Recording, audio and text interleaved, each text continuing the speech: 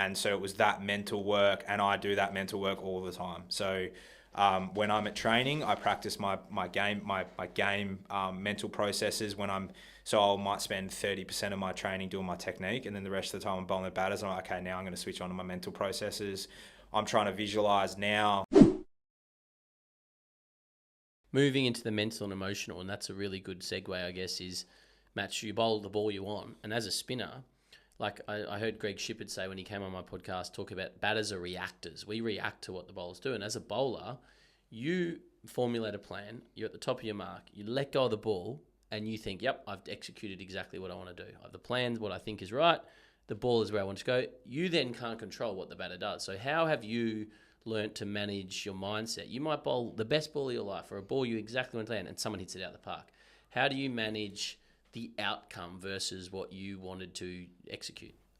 Yep. So when I was bowling to the Aussies once, Joe Burns ran down and hit me for 6.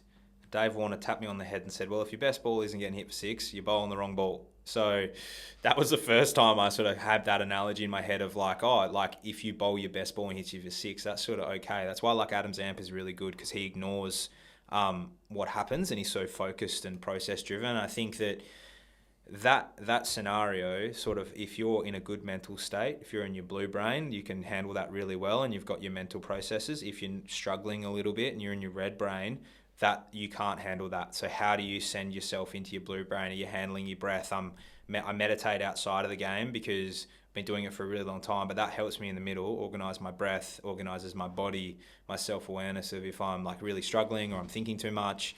And then do you have trigger words that allow you to then get back on task? Do you have a word like compete or hunt or hit the stumps, and you're running in just thinking about hit the stumps, hit the stumps, hit the stumps? That then allows you to just have a really pass or fail marker. Did you hit the stumps? No. Okay. Hit the stumps. If you did, okay, well, they hit me for 6. Oh, well. And then you've got to be really cop that, because you're going to bowl really badly as a spinner and take poles for fun. And then sometimes you bowl really well and you're not going to be able to take any wickets. So it's about understanding that you need to control your inner world to then be able to sort of like react to that emotion. So you just mentioned pass or fail. A lot of kids, if they make a mistake, or someone might call it fail, they dwell, they get really down on themselves, and they're not able to let go and move on to the next ball and the next moment. How have you learnt to do that? I've got a really strong mental process that I sort of like really worked on around my breath. Like anyone who's seen me bowl, I go on my tippy toes. I've been doing that since I bowled to you back in the day, but that is literally my anchor to my new ball. I go to my mark, I do my tippy toes, I look a bit silly, but I just take a big deep breath and I run in and try and bowl. I try and repeat a couple of words that I work with my psych, and then I sort of have a really good understanding that if I hit the stumps, like it's okay. If I miss, and then it depends how I react in that moment. If I'm getting really frustrated, then I'm checking in with myself after the over or during the over going, gee, like you're getting frustrated here for no reason, or like, hey, what's up? You need to do your breath work. What are your keywords? What are your pillars of your mental processes? Which I've spent a really long time doing. So I'm not going to say that you click the switch and you get those processes right straight away. But I spent hours and hours and hours reading psychological books, sports psychological books, and working with sports psychs to be able to get this right. And then I've got those words, and then I'm just noticing, hey, like you're getting real uptight here for no reason. Like why? Like what's going on? Do you need to put yourself to fine leg for a bit? Like do you need to chill out between overs because it's a taxing job bowling spin? So okay, go back, reassess. Do you need to change the field? Slow it down. There's a few simple mental tricks. So if you're out in the open, which we usually are, close your eyes between balls. Don't do it whilst the ball's been bowling. And then what can you hear? What are 5 things you can hear? What are 5 things you can smell? What are 5 things you can see? What are 5 things you can feel? If you're doing that, you're bringing yourself back to the present moment. And then from there, you're able to make rational decisions and bring yourself back into the blue brain and get away from the red brain.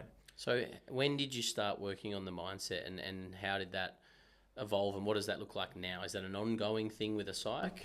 Yeah, so I read a really good book that is called The Pressure Principle by Dave Alfred.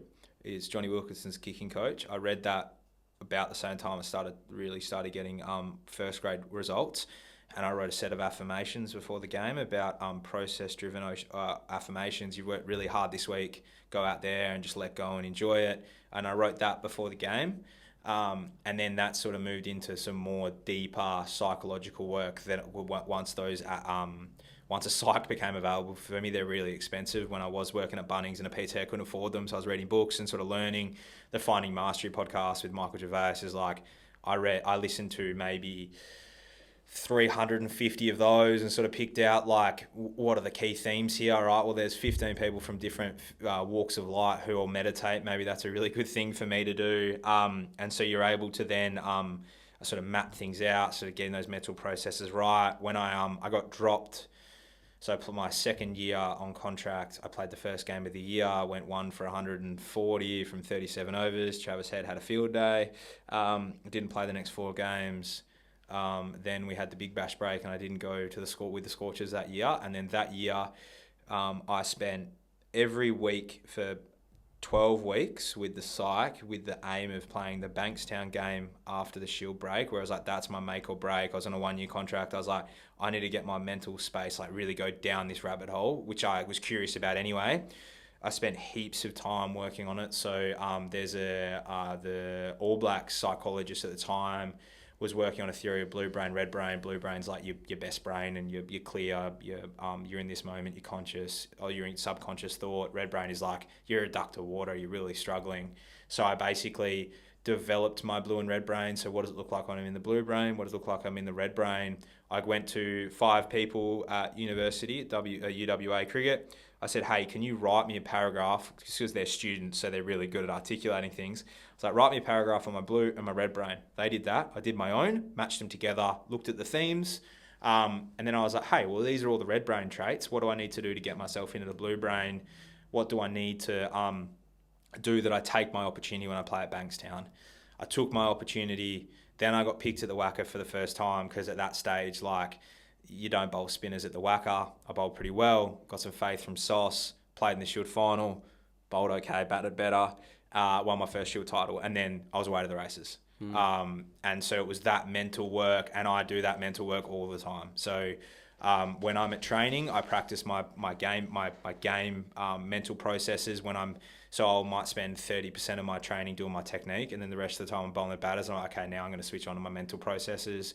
I'm trying to visualize now. We're sitting with the psych and we're doing visualization. So that was the other thing I developed over that blue and red braid time, that I added a visualization into the morning of the game, where I just pictured the best shape that I could bowl, and then just did that for 6 balls and sort of just handled the emotions. And what I found from visualization was, when I walked out to the middle, I was like, wow, I've already bowled an over today. Like, I feel like I've already done this. There's this really famous story from Michael Phelps's swimming coach, the 2008 Beijing Olympics.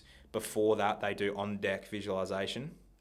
And Michael Phelps knew how many strokes he needed to touch the ball, come back. During that final, his goggles filled up with water, famous story. He closed his eyes and just visualized. He knew 23 strokes, broke the world record, 1 gold. And it's the same sort of thing. And then once you get really good at that and you harness your childlike, like your imagery, you then can what does happen? What does it really like? So I've done a lot of work on the same thing. Batter comes after me when I first come on. How am I handling it? What stress am I going to feel? If you do visualization really well, the neural pathways in your brain light up like you're doing the actual skill.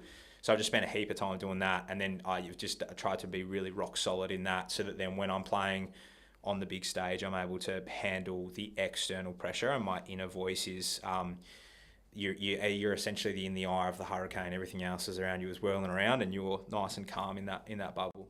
Yeah, that story of Phelps is awesome, isn't it? And I actually do a bit of work on mental stuff with a young tennis player, and one of the first things I ever did with him was that let's visualize any problems that can happen, because I've heard Phelps talk about that he visualized what happens if my goggles fill up. Well, I know that my stroke pattern and blah, blah, blah. So let's dig a tiny bit deeper into your visualization. You said you do 6 balls of imagery and imagination. So visualization, I should probably say. But are you thinking of a batter being at the other end? How vivid is it? How okay, I'm bowling to Travis Head today because we're playing South Australia? Or is it just you letting go of the ball? Is it you running in?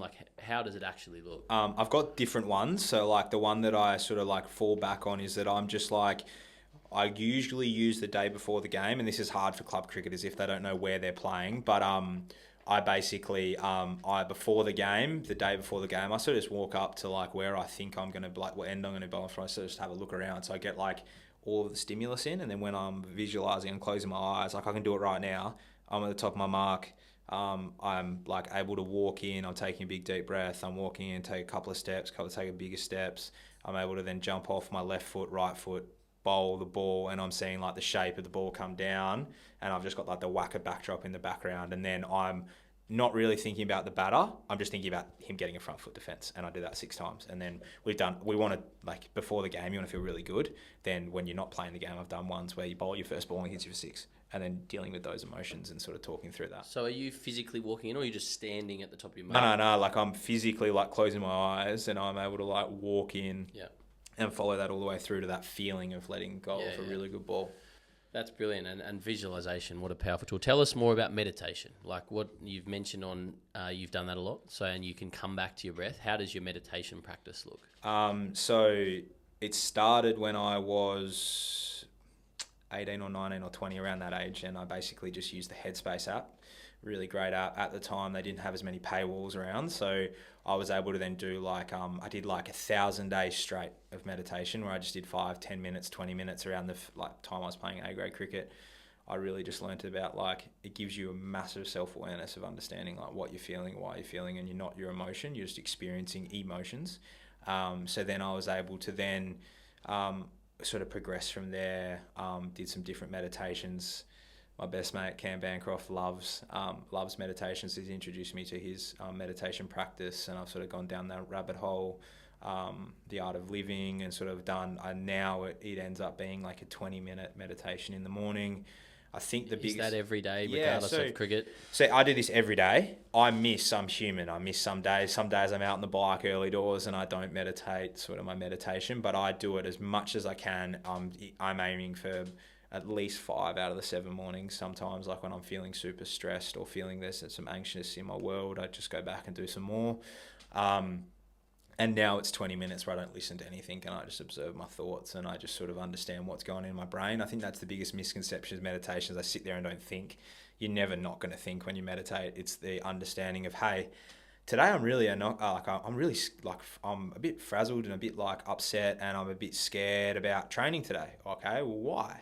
Okay, I'm scared because Storny's going to hit for 6 every ball. All right, well, how do you unpack that? Or I got a 2K on Monday and I've thought about it 4 times this week already while I stopped meditating. And you sort of go, okay, well, I want to do that because I want to do really well. Okay, cool. And then you sort of like, you get time in that thought process to understand how you're feeling. So then when you're coming into something like this, you do a few deep breaths when you're walking up to the car park. You're like, oh, I'm pretty nervous because this is going to go out to a few thousand people. So like, and more. So it's like, you're able to understand and sort of connect with your breath. I'm not a guru meditator. I'm just a bloke trying to just kind of like get in tune with himself.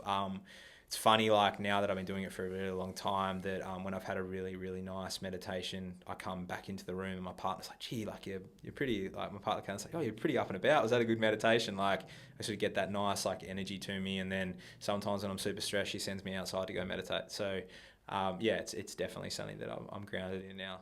Well, it's something I've done a little bit over the years. My wife and I did a course, and it's something that I've know the value and power of. And my mum said to me, my mum was a little bit hippie and said to me when I was young, you should meditate. And I was like, nah, mum, like, not, why would I use that? And there was no LeBron James talking about meditation back sort of 15 years ago or 20 years ago. And now I wish I had that as a practice. So, yeah, I think it's a fantastic lesson for anyone watching or listening to look into their own journey around meditation and the power of meditation. Let's go back. You said you're a cricket nuffy, and I share a piece of content of Kobe Bryant, and there's a question. It's Kobe's face, and they say, "What's the secret to success? What makes people great?" And he says, "That's easy. It's love." Because it's no secret. It's love. Like we love what we do. It's an art, and we love practicing. It's not about the championships. It's not about, we love the craft. And then there's another piece of content I use, again, a basketball one, but Steve Kerr talking about Steph Curry. And he's like, he trains every day. And why does he do it? He loves it. There's a sense of joy in what he's doing. And because he's training every day, he's learning, he's getting better. And I know Smith and Marnus are of a similar ilk. And there's obviously others that aren't like that. But you obviously have that love. And that's, how much would you say that has contributed to getting to where you are? Yeah, well, it basically just clouded my naivety and just sort of like I love it so much that bad days aren't bad. I've got perspective of like I'm bowling a cricket ball for a living. I've lived with many a housemate who like to remind me that they're stuck on the tools being accountants and stuff, and I love playing cricket, so it makes me appreciate it. Yeah, I love cricket. I love watching cricket. I love talking cricket. I'm consumed by it, which is like I'm okay with. I've got my outlets to switch off from it, but I'm still thinking about cricket. I'm in the shower, I'll think about cricket. I'm on the bike, I'm thinking about cricket. I'm always scheming at how it's going to make my cricket better. Whether I'm running or whether I'm gymming, I've always got the like, okay, this is going to help my cricket better. Or yeah, I love bowling. I was bowling to two of the UWA boys this morning, bowled 12 overs. It was like, I literally, if I didn't have a gym session and come here, I probably would have still be bowling. And yeah, I just love it. I love thinking about it now that I've got my foundations of bowling. I understand like, oh, cool, like that player does this. I try and watch it as much as possible. And it's obviously like really handy now that I might play against these players one day. So I'm trying to like learn what they're doing. The other one that I didn't really do until recently was like Bo Casson was like, if you see a spinner bowling, figure out what his field is and what ball he's trying to bowl. And it's like a free tutorial of like, oh, Gaz has got a leg slip. He must be trying to nick him off on the leg side, or he's doing this because of this. Like, and then you could ask like, curiosity is a value of mine. So it's like I just try and be as curious as possible all the time, and you can always learn, and you don't have to necessarily bowl the ball or bat to be able to get better. And again, that's I say to young players, like there's free lessons by watching the game and listening to the experts talk, who are usually trying, unless they're talking about themselves, and they're usually picking apart what's going on and trying to offer value. And a lot of people watch for entertainment, but not education. And so just sitting there, as you say, and I when I was a teenager and really young, there was no social media, and I'd sit there with journals and books and draw out a circle and a field and a pitch and say, right, yeah, as you said, like he's bowling with that field. So why is that? Or it's they're saying it's a slow wicket and he's gone there. Like, and I would have all these sort of scenarios and like pitch maps, which then helped me become a captain in teams because I could just understand how and read the game. So it's a great lesson. I'm conscious of time. We've still got plenty to sort of get through, but I've got all the time in the world to talk about this. How do you need to show up to be your best? Like, I've heard a great story somewhere around the difference between Langer and Hayden, and especially going out to bat. Langer would fire himself up, Hayden would calm himself down. But how do you need to show up on game day? But then also, you guys win the toss and are bowling first. You know you're going to be bowling before lunch. How do you need to be at your best? It's funny, like bowling, like I want to be as relaxed as possible. I want my lead up to the game to be relaxed. I want to make sure that I can trust in what I've done. So I spend the time going into the games, like working my bum off. This time of year, working my bum off. And then when I get to the game, like I'm relaxed. Like, yeah, you roll up, you have some banter. I bring the coffee machine on tour. You're having coffees before the game. You're just relaxed. You might get to the beach before the game. We live in Perth. It's awesome. Yeah, so I'm trying to be as relaxed as possible because I sit on the anxiety level of things. So I'm going to think no matter what. So I don't need to get up. I don't need to think about the game before it happens. I don't need to worry about what's happening. I don't have to open the bowling either. So I sort of can just like relax and sort of go in. I've tried to pump myself up. The pump up music doesn't really work. And I've sort of just learnt that through there, I just need to be as relaxed as possible. The boys take the mickey out of me when I'm batting. It's a little bit of a different story. I'm getting a bit jittery, and more often than not, I'm the night watchman. So I'm covering Teague while he's batting three. So I'm jittery, and I try and calm myself down, but sometimes I need to actually like perk myself up. Yeah, so showing up in what I actually do and being in the field and bowling, like nice and relaxed and trusting of what I've done. And so how do you juggle then? You spoke about always thinking about cricket, being in the shower, but then you just said, I don't want to think about what I'm going to do before I get out there. So how's that juggle of not playing the game? Like, oh, if I bowled a Travis Head today, he's going to do this, or if I bowled a Jake Weatherwood today, he's going to do this, or whatever. But also, so being relaxed, but yeah, not going too deep into the thoughts. Yeah, so once again, like I've done all the prep possible. Like I've done my study on the batter, I've prepped going into the game, I've done my technique work. So like I'm nice and relaxed and I trust in that, in like what I'm going to do. I've got this thing that I worked on with my psychologist, Tom Parker, called the curiosity dial. So we tried to turn that off. So like essentially I'm so curious that no cricket like curiosity until like before the game, like 24, 48 hours before. I switch all of that content that I'm trying to learn. So no Finding Mastery, no like growth podcasts like that. I flick it to like a finance podcast, listen about finances. I'll do my studies. Like I try and switch because I'm always going to be curious. I try and switch that away from cricket, and then you trust that you got to build that trust, and I've got to build that trust. Some players will hit 500 runs and they got the trust they can do it, but I can't do that. So I've got to trust that during the week I'm working so hard to make sure I've got it. I'm like my Aprils and my Mays and my Junes, like I am cramming so much in physically, mentally, tactically, technically to make sure when I roll out in the middle, we're just playing cricket and we're just sort of trust that I've got what I need to. If I don't have it, I'll have to learn it, but I can't learn it on the fly. Another great word that I use a lot is trust. And I read a book once. Can't remember what it was. I don't want to misquote the book. So it was train it, then trust it. And that's a saying I use a lot. Is like, it sounds like you're like, okay, I'm all in my training, and I go as hard as I possibly can in stuff that I can control, my preparation, my training, so that I can stand at the top of my mark and trust. I train it and then I trust it. And that's another amazing message. So let's go to the top of your mark. What is your mindset? Like you just spoke about your blue brain and your red brain, which gives us a good insight. But what do you sort of think? How much is technical analysis, trying to figure out the batter? You've just released the ball. In sort of batting terms, we talk about 4Rs: reflect, relax, reset, refocus, so that you can react. It's slightly different as a bowler. You're in control and you're probably reflecting on what you've done. But what are you then thinking about what needs to happen next?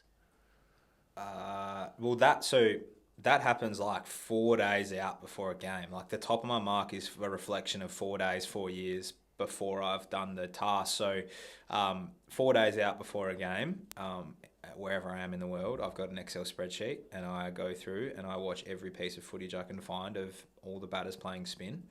And then I start formulating my plans. I'm not going to give away my plans because I reckon there'll be a few that will listen to this.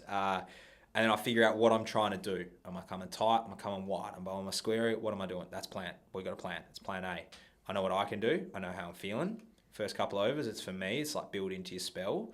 Then once you're up and you're running, top of my mark, all right, I'm going square this ball. Commit. Top of my mark, deep breath, tall, relaxed. Go up on the toes. Go on my toes and I'm in. And I'm saying my trigger word, and then I'm bowling the ball. And does that word change? No, same. Always the same. And that gives your mind a focus. Because for me, do you say it again and again and again? Because for me, I used to say, win this ball, win this ball, win this ball, win this ball, to not let my mind wander. And then often I'd be out and I'd be walking off going, wasn't focused. I wasn't saying that. So are you saying it once and then you're free, or are you no? So like I'll try and like this also depends of how I'm feeling. If I'm jittery and like I got some anxiety going on, and I'm thinking in the future, or I'm thinking about getting the batter out, I'm getting excited because I get excited a lot. I'm like, all right, now you got to say it a few times. Like you might have to say it for 5 overs before you're chilled and you're relaxed. But yeah, sometimes when you're in the blue, you're in flow. You might say it once or twice in a spell. But that's sort of like bowl the ball. Then I reflect as quickly as I can.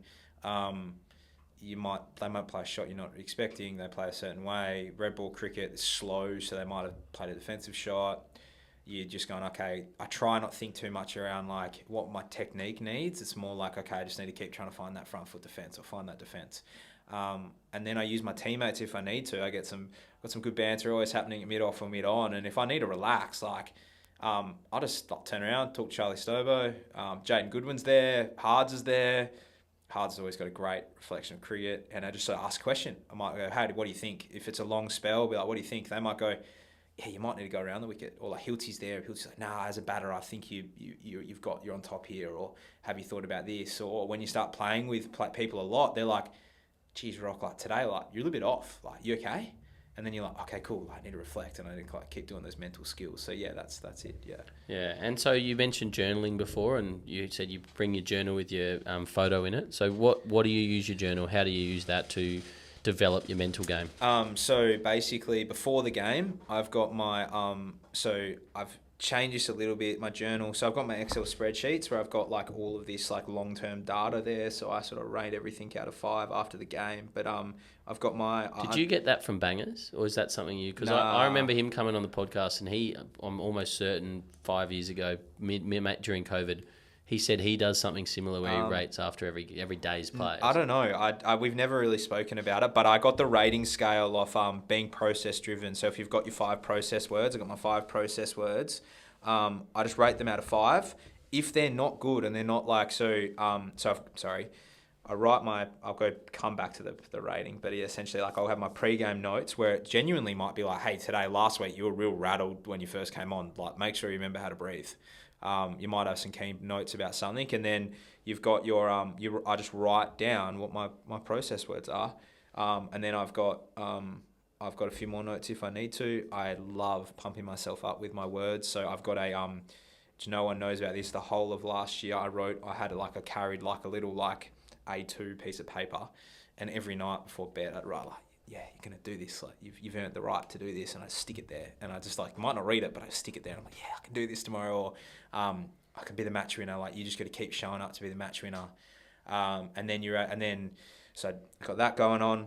And it's amazing. Like, I'm just going to pause you there because young people might think, oh, that's a bit corny or a bit silly, but it works. And I'm a big Michael Gervais fan, like Finding Mastery, and I've heard the same stuff that like those things work. Yeah. But most people aren't willing to do them because they're a bit uncomfortable or a bit uncool or whatever, but they work. Yeah, so like you're not doing it to like We're just taking a break from this episode for a minute to tell you about the Cricket Mentoring Community. We're on a mission to build the world's best community of cricketers, coaches, and parents.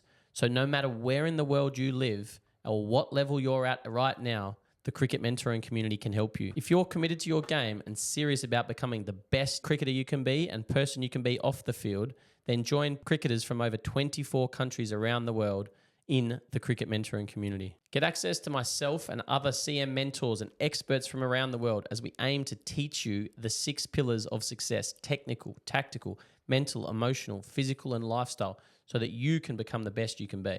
If this excites you and you're ready to take the next step in your journey, then click on the link in the description below and join the Cricket Mentoring Community now.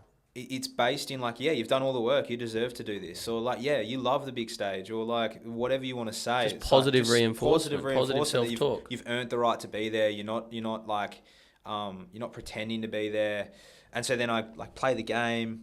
In my journal, I got the photo that I might like whip out before we go out in the field, and so then I'm able to like play the game. Then the next day, once I said I can't really reflect that night, and then I come back in the morning when I'm sitting having my coffee after my visualization, if I do it again, or my meditation, rate them out of 5 and go, yeah, yesterday I wasn't doing this. Okay, that's a really nice process that I need to focus today on. And then if I'm doing my process 7 out of 10 times, it's going to come off. And if I don't do it, that means I got 7 out of 9 chance the next time it's going to happen. So I just rely on that, get as much feedback as I can from, and this happens with competence, right? Like the better you get at something, or the more that you have knowledge that it's going to happen, like these processes become quicker. So yeah, rate them out of 5, and then after the game, basically, then I'll go through it again. So I got my pre-game. How was your physicals? How physically were you going? Are you mentally cooked? I used my Whoop data really well. Got my process words for batting, bowling, and fielding. Rate them all out of 5. I make comments. I then have another section of what worked, what didn't, what do I need to work on. Is there any feedback that came from anyone throughout the game? So I write that. My psychologist gets the link to the Excel spreadsheet with the processes, and then Cass gets the other thing, what worked, what didn't, what I want to work on. You can show that to your dad, your mum, anyone, so they can sort of like ask you some questions, and then that then stems into my training week. I didn't really feel comfortable wide of the wicket today. Okay, well, I'm going to focus on that. When I'm 6 days out from a game, that's what I'm focusing on. Hey, I never felt this before. I'm going to focus on this. And then, yeah, it's a real simple way. And I just that was part of what I did really well last year, is I took the results out of it. I had a really successful year, but I didn't really go, I took 4, like that's awesome. Be like, nah, I just didn't get that process word right. I'm going to lock into that. And then you just had a really simple way to review every game. You didn't get sucked into. And I'm doing this when I'm playing T20 cricket, for whatever Big Bash franchise I get picked for, WA, and I'm doing this when I play for uni in the first grade. And so is it a daily reflection or a match reflection? Both. I have a daily reflection, so luckily I get to play 4-day cricket, but if you're just playing 1-day cricket, then it becomes just a daily, just a reflection at the end of the game. And then my cues might be different. In first grade cricket, I got the luxury, I can try a few things. Do I want to bowl more squaries? Do I not? When I'm batting today, is there something I'm trying to work on? And then there might be other things like, hey, can you be a really good teammate today to the first graders and sort of give back? Or, hey, when you're around certain players, you need to do this. And there's some certain notes there I'll look at after the game. And then I sort of just, that's how I sort of like have that. I've done my vision 4 days out as well. So I watch all the footage, see if they're a sweeper, non-sweeper, what their skills are, if they come out with their hands, if they come in. So I sort of package up what my plans are, show that to Cash. Then 3 days out before a game, I practice those against our batters. Day before the game, I sort of just do my own thing, bowl the stumps, and then sort of just trust it and go into the game. Very detailed, amazing for some young people and anyone to hear how much detail you go into and process over outcome. And you're getting the outcome, but staying focused. How do you manage bowling in all formats? Like T20 cricket these days is very different to 4-day cricket, and you've sort of had most of your success in 4-day cricket. What are your ambitions around T20, and how do you manage to be good at both skill sets? If there's any list managers, I'd love to be playing anywhere. But I want to be a 3-format player. I'm always going to say that.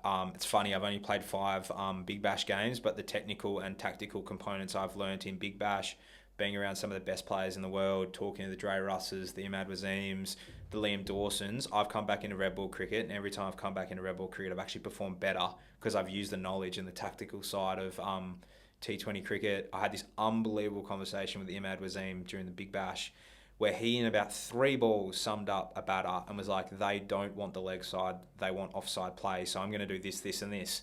And I was like, whoa. Was that during a game? That was in the nets. And he'd been there for a day and he was like, yeah, this batter, he'd never seen these batters, these local batters. And he's like, yeah, I'm doing this. And I was like, why? And you go, look at his swing, he does this. And it's like, you pick that up and then you go into Shield cricket and you're like, oh, that batter does that swing. And so I love my experiences in T20 cricket. I want to play more of them, but I don't want to rob Peter to pay Paul and always look at the grass is greener on the other side. My red ball skills have been really good. I want to keep developing that, and I'm going to keep pushing myself to be an all-format player. I just have to get the opportunities, but I'm always planning for those opportunities. How I prepare, it just might mean that like instead of going over the top of the ball, I might go more square seam. I'm sort of learning that as I go. And I think it comes down to more competence at the level. I've got competence in first class level because I've played 26 games. I've only played 5 Big Bash games, so I'm building my competence at that level. Yeah, amazing. Well, hopefully you get picked up after this convo. But let's move into the physical pillar. You mentioned your long-term S&C, and I remember seeing something from Bharvi, who you are close to, and she's a mentor of ours I'm close to, and remember her sharing something around congratulations, you've worked your ass off, and there was a photo of you on your haunches or something. And tell us about how important that's been to your success. Like my physical side of my game has been the biggest driver. So when I was 17, 18, 19, like I wasn't just bowling in the nets. Like I've got a sports science degree. I did that at uni, but I worked my bum off to get as fit as I could. Whether we like it or not, first impressions are sometimes the best impressions. And I'd worked really hard on my physical fitness and getting my 2K time down and exploring how fit I could be. There was a season where I was doing 10K during the week during grade cricket in the pool, linking up with a swimming coach. I've done basically S&C since I was 20. Forked out my own money, worked at Bunnings to do the S&C with my long-term S&C, Seton Humphreys, who just built me into an awesome athlete. And then the guys at the WAC are interchangeably there. But I love sort of driving myself outside of the game, and sort of I love the work that no one sees. Like April and May are my favourite times of year because no one gets to see what I do. No one gets to see me waking up at 5 a.m. and going for my running sessions that are more of an AFL running session than they are a cricket session. And I drive myself to keep getting better. And that pillar has then allowed me to become sort of that bowler you can rely on to bowl 30 or 40 overs without getting sore. Take pride in my 2K and my recovery and my physical fitness, particularly my lower legs, my legs. It's actually underrated as a spinner. If you do a lot of leg weights, you're able to then you're able to connect with running into the crease. You're able to stand, go forward, and get strong. So I think the S&C element of things, people are sort of underrated and getting physically fit. The first time I got invited to the academy was actually a 2K time trial session at the Wacker Academy, and I ran a 7 flat. And I think from there that sort of changed some, like gave some people opinions that I was willing to work hard. So yeah, there's times when I'm like this week we're on break week and I did the world's hardest fartlek session at McGillivray Oval on Tuesday morning. My Strava's my little baby. I sort of like post as much as I can on there. But yeah, so like my sessions, like my fartlek sessions and stuff, like they're hard yakka, and I sort of like have the theory that if you're working really hard in April and May, you get the successes in January, February, March, which I've been lucky to get as a team. Amazing. And you deserve every success. I think that, yeah, people who are willing to do the things that others aren't deserve what others can't. So let's move into the lifestyle pillar. I've got a bit of something in my throat here. I'm coughing away. But you've got the sports science degree. You're also got a diploma of business. Tell us a bit more about your studies and juggling studies. Yeah, so as far as I'm concerned, like you want to build an identity away from cricket, and I want to be the best human that I can be, and one of that was studying. I obviously wasn't a professional athlete when I was 17, 18, 19, so I did a sports science degree. Didn't do it all that well, but I did a sports science degree.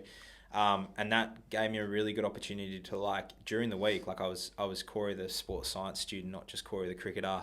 And then I was able to learn things, and curiosity is like a fundamental pillar of mine in terms of my values. So curiosity, optimism, commitment, I'm able to then get those study and that sort of stuff going along. And then now it's sort of turned into 2 diplomas, business, and then leadership and management. And then I'm doing an MBA at the moment through UWA, which has been probably more of a challenge at times than cricket. I am so far out of my depth in that course. It's silly. We're sitting in, we went around in my first ever unit online, and we had a geophysicist at FMG. We had a Rio Tinto specialist organising all the boats that they sort of command.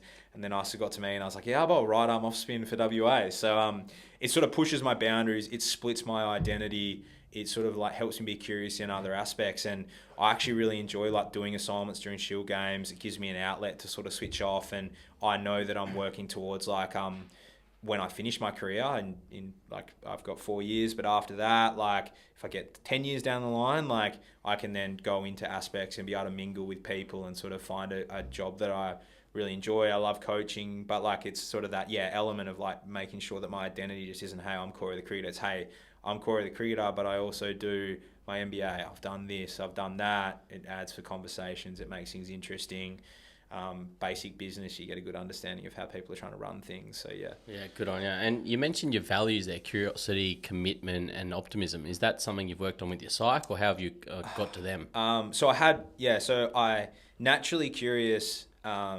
When I was 18, 19, 20, I tried to build my own values. I've got 4 pillars that I call offbeat, sit still, depth over distance, and N77. That's why I wear 77 when I play. So I built those, and there's sort of the values around it. And then recently, during my MBA, we did a leadership unit, and we had to retouch on those values. And we did a few of the strength-based courses, and sort of like what your strengths lie and your fundamental motivators, and sort of really tap back into those 3 right now and my fundamental values. I've got more values, but they're the 3 that sort of encapsulate who I am and what I'm trying to do, particularly the committed side. If I'm in, which is what I was when I was 17, I was in.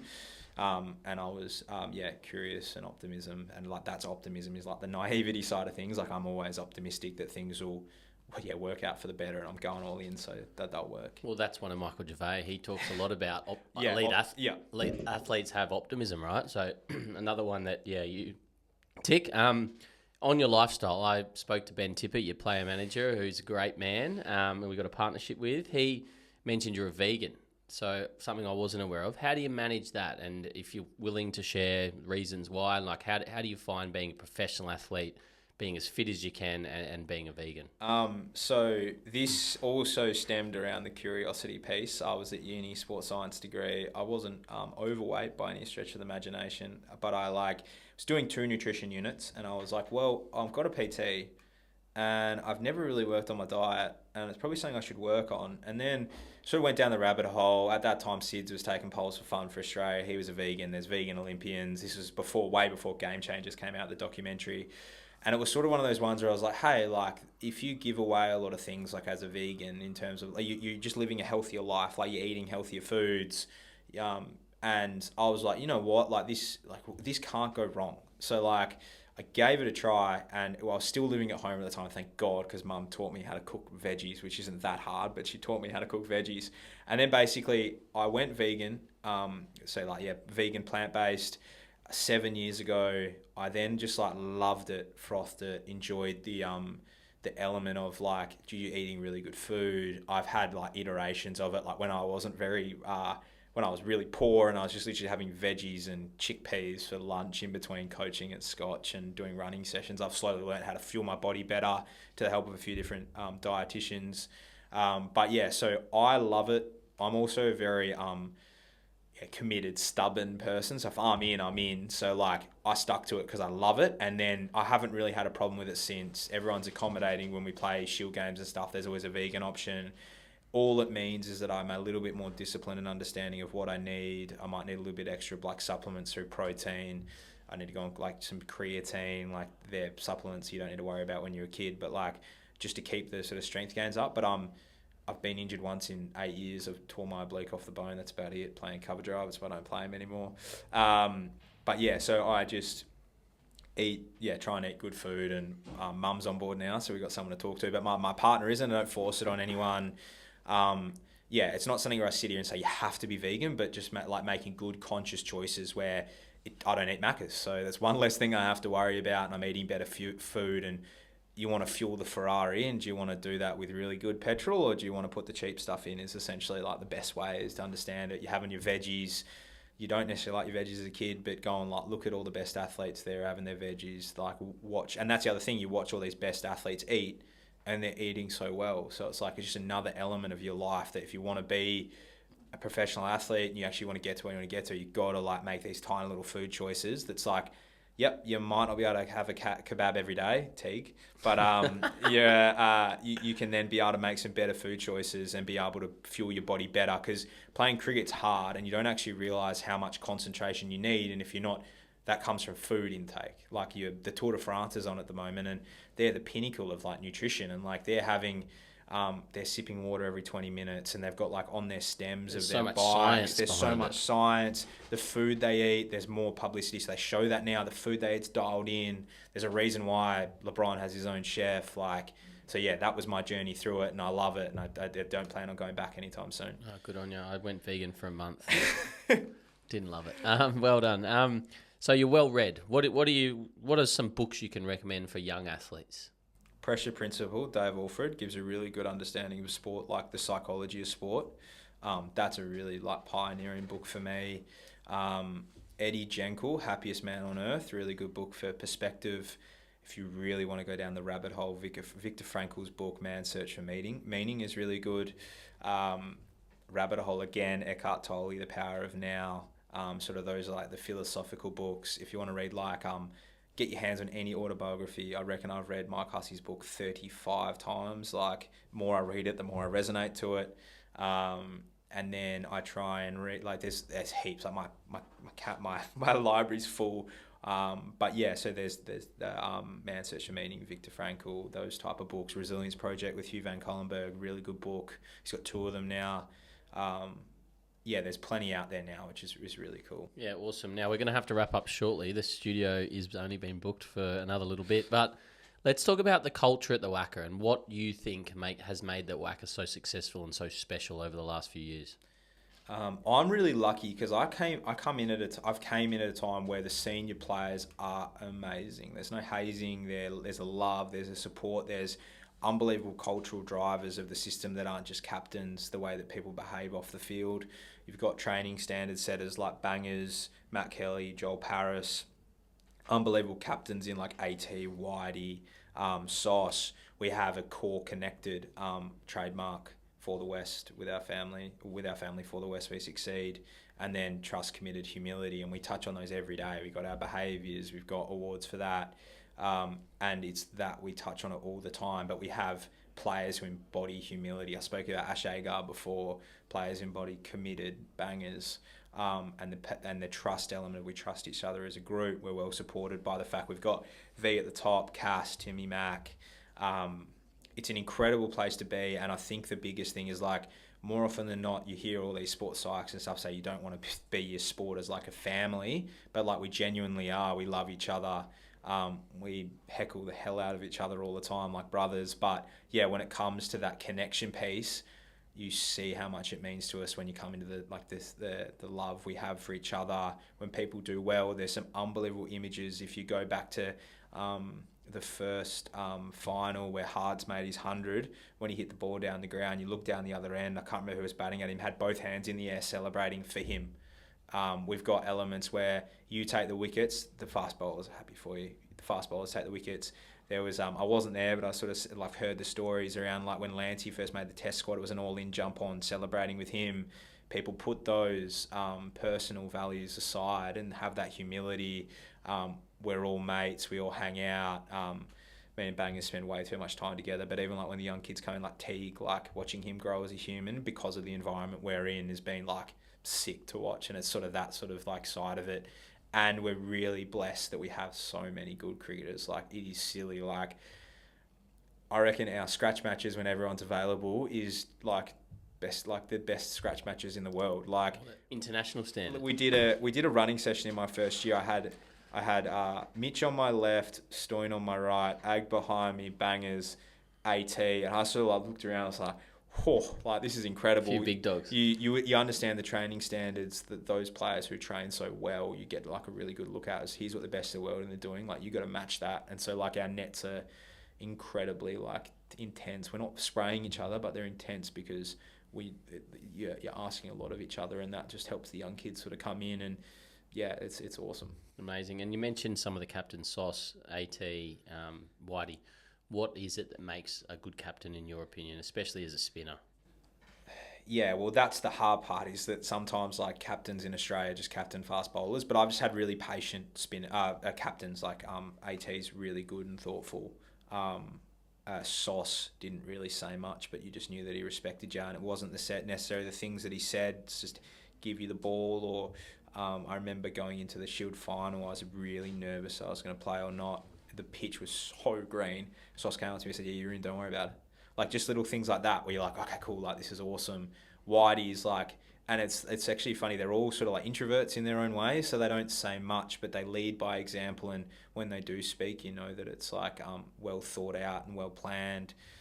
Me and Whitey are having more and more banter as we sort of like grow in our sort of like captain-spinner relationship. But yeah, we're incredibly lucky that they're well versed in sort of spin bowling. I don't really have an idea of what really good captains do. I think it's more like what they don't say is probably the best thing. Yeah, and trust you. So we'll have to wrap it up. But what do you see? Let's fast forward 15 years from now, and hopefully you have a really long, successful career, and you do play for Australia. What would you like to do? You're well studied. You're well educated. You're a great thinker of the game. What would you love to do after your career playing days are finished, do you think? I don't actually. I sit on this all the time, and I'm like, I could coach because I love it. I could own a coffee shop because I love it. I love the idea of owning a coffee shop. Love the idea of not working at all. But I think what I'll do is it'll be purpose-filled, like my purpose of cricket is. So whether it's coaching or whether it's teaching or whether I'm doing some business acumen, I really like the idea of making sure that whatever I'm doing outside of when I'm finished cricket is that I can get to the end of whatever that is, and people don't know that I play cricket. I love that idea. And sort of making, sort of like having it as like you almost finish school when you finish your cricketing career, and then go into something fun and exciting. It'll be whatever it'll be committing back to my family though, because they would have had to put up with a fair bit of crap of me travelling the world and playing cricket, and sort of the sacrifices you have to make as a family is pretty incredible. So yeah, it'd be giving back to them first and then deciding when they need to go. Well, mate, that's the longest episode we might have ever done. You did warn me you can talk, but it has been fascinating and incredibly insightful, incredibly valuable. I've got no doubt that our audience will get so much out of that. So many of your values and your mindset and your practices and your behaviours that I think kids and even young adults can implement into their own life to just get a little bit better every day. So, look, I wish you all the best. I really do hope you keep taking lots of wickets for WA and contributing to the success in WA. And you go on and do many more great things in the game. So, again, thanks so much for coming on. Thanks, Golsey. Thanks for having me. If you enjoyed this episode or any of our content, then please do me a big favour and subscribe to our channel. The more subscribers we get, the bigger the guests we can get on and continue to help you on your journey of becoming the best you can be.